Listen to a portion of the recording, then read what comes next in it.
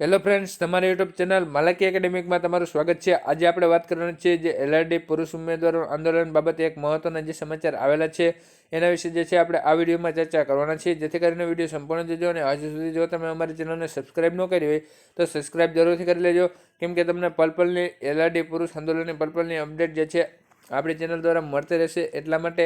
અને આપણે ટેલિગ્રામની પણ ચેનલ બનાવેલી છે, જેની લિંક તમને ડિસ્ક્રિપ્શનમાં મળી જશે, ત્યાંથી તમે પણ જો જોઈન કરવાનું બાકી હોય તો જોઈન કરી લેજો। તો ચાલો આપણે વિડીયોની શરૂઆત કરીએ। તો કે કાર્યવાહી 9 દિવસથી ચાલતા એલઆરડી પુરુષ આંદોલન મંગળવારે વધુ 35ની અટકાયત કરાઈ છે।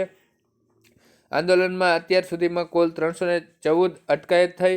એલઆરડી પુરુષ આંદોલન મંગળવારે 35 ઉમેદવારોની અટકાયત થઈ હતી। કોરોનાના પગલે ઠંડા પડી ગયેલા આંદોલનને 4 જાન્યુઆરી સોમવારથી ફરી શરૂ થયું હતું, જેમાં 9 દિવસના આંદોલનમાં અત્યાર સુધી 314 અટકાયત થઈ છે।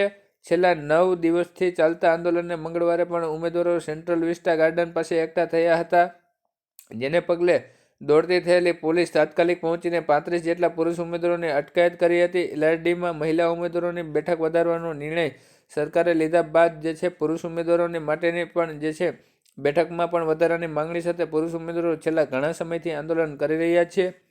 ત્યાર પછી જે આપણે હજી પણ જે આગળ આપેલું છે એમાં જોઈએ તો કે આંદોલનના પગલે જે યુવાનો ગાંધીનગર ધામમાં નાખ્યા છે। એક તરફ સરકાર યુવાનોની માંગણી સામે ઝૂકવા તૈયાર નથી, તો બીજી તરફ યુવાનો પણ કોઈ પણ ભોગે પોતાની માંગણી લડી લેવાના મૂડમાં છે। માત્ર ગાંધીનગર અને સાબરકાંઠા અને બનાસકાંઠા અને કચ્છ, અમદાવાદ, સુરત, વડોદરા સહિતના વિસ્તારોમાંથી પણ મોટી સંખ્યામાં યુવાનો ગાંધીનગર આવીને આંદોલન કરી રહ્યા છે। તો બસ વિડીયોમાં આટલો જ। વિડીયો સારો લાગ્યો હોય તો લાઇક જરૂરથી કરજો, અને આવી જ અપડેટ મેળવવા માંગતા હોય તો આપણી ચેનલને સબસ્ક્રાઈબ જરૂરથી કરજો, અને આપણી ટેલિગ્રામની ચેનલમાં પણ જોઈન થઈ જજો। જય હિન્દ, જય ભારત।